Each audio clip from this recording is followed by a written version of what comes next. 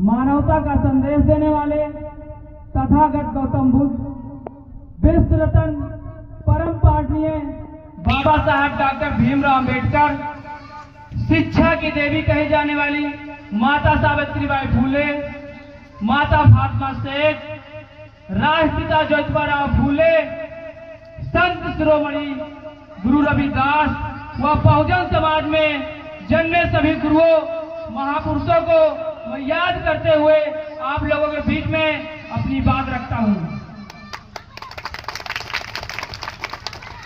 यहां पर उपस्थित सभी बुजुर्गों, माताओं, बहनों एवं भाइयों को गुरु रविदास जयंती की बहुत बहुत बधाई। और आप लोग यहां पर एकत्रित हुए इसके लिए बहुत बहुत आप लोगों का आभार, साधुवाद। साथियों, आज हम लोग गुरु रविदास जी की जयंती मना रहे हैं, लेकिन आप लोग ये नहीं जानते हैं कि आज की सरकार इस जयंती को मनाने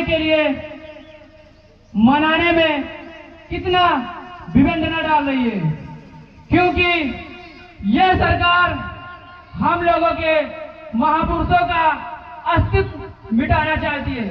अभी आप लोग जानते हैं कि प्रयागराज में महाकुंभ की भीड़ लगी हुई है।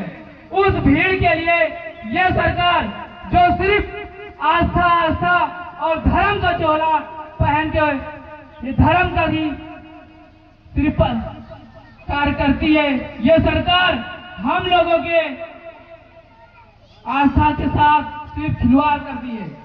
अभी आपके यहाँ ही इस कार्यक्रम के लिए ही आप लोग जब परमिशन लेने गए होंगे तो यहाँ के एसडीएम जी आपको परमिशन देने में हिचकिचा रहे होंगे।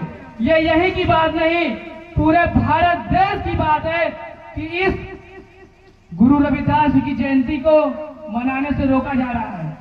क्यों? क्योंकि हमारे समाज के लोग अपने समाज में जन्मे अपने महापुरुषों को नहीं जानते हैं।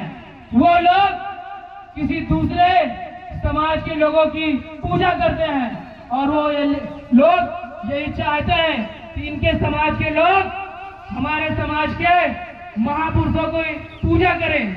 तो आप लोग बताइए, मैं आप लोगों से पूछता हूं कि जब आप लोग दूसरे के समाज के लोगों की पूजा करेंगे तो आपके समाज में जो हमारे महापुरुष थे, जो हमारे क्रांतिकारी थे, उनकी पूजा कौन करेगा? बताइए आप लोग।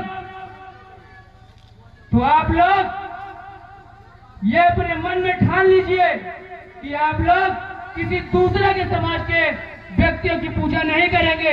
आप लोग अपने समाज के महापुरुषों को जानेंगे, उनके कार्यों के बारे में जानेंगे और अपने समाज के महापुरुषों की पूजा करेंगे। और आने वाले समय में अपने बच्चों को बताएंगे कि हमारे महापुरुषों ने किस तरह से लड़ाई लड़ करके यहाँ तक कर हमारे समाज को लाए हैं और आगे आप लोगों को ले जाना है। साथियों, हम लोग यदि अब एक नहीं हुए तो वो दिन दूर नहीं कि जब पहले जिस तरह से हमारे गुलामी के दिन हुआ करते थे, हमारे गले में हांडी पीछे झाड़ू हुआ करते थे, ये सरकार यही चाहती है कि फिर से वही मनु का संविधान लागू हो। तो आप लोग अभी पिछले कुछ दिन में न्यूज आई थी, आप लोग जानते होंगे कि 1 साल बाद बसंत के दिन हम लोग इस भारत देश में मनु का विधान लाएंगे, मनु संविधान लाएंगे। आप लोग जानते हैं कि नहीं? मनु का विधान, मनु का संविधान बहुजन समाज के लिए एक जहर है। अगर वो जहर भारत देश में फैल गया तो हम लोग के साथ साथ हमारे महापुरुषों का अस्तित्व मिट जाएगा। तो साथियों, आप लोग अभी से ही गाढ़ बांध लीजिए, क्योंकि वो लोग लड़ाई का पैगाम दे चुके हैं। आप लोग के क्षेत्र में अभी कुछ दिन पहले चुनाव हुआ था और उसका रिजल्ट भी आ चुका है। आप लोगों के बीच में बताने की जरूरत नहीं है कि किस प्रकार यहाँ विधानसभा मिल्कीपुर में बेईमानी की जीत हुई और ईमानदारी की हार हुई। क्या बताने की जरूरत है? नहीं है ना? तो आप लोग इस बात को ध्यान रखिए और यहाँ पर बैठे सभी बुजुर्गों, भाइयों, बहनों, माताओं से कहना चाहता हूं कि आप लोग अपनी जिम्मेदारी समझिए, निभाइए, क्योंकि कोई अकेला इस लड़ाई को नहीं जीत सकता है। जब तक आप लोग एक नहीं होंगे तब तक हम लोग ऐसे ही गुलामी की ओर आगे बढ़ते रहेंगे। साथियों, आप लोग यहाँ पर देखे होंगे किस तरीके से चुनाव में विडंबना डाल करके बेईमानी की जीत कराई गई और भीम आर्मी के कार्यकर्ताओं के साथ कितना गलत व्यवहार किया गया। आपके विधानसभा मिल्कीपुर के चारों ओर बाउंडेशन लगा करके भीम आर्मी के लोगों को रोका गया। मैं आप लोगों के सामने गवाह हूं। मेरी गिरफ्तारी कर ली गई थी कि विधानसभा मिल्कीपुर में भीम आर्मी का कोई पदाधिकारी न जा पाए, क्योंकि यदि भीम आर्मी कार्यकर्ता विधानसभा मिल्कीपुर में जाएंगे तो निश्चित तौर पर किसी के सामने गलत नहीं होने देंगे। तो ये भय है, वो आप लोग ये भय को बरकरार रखना होगा।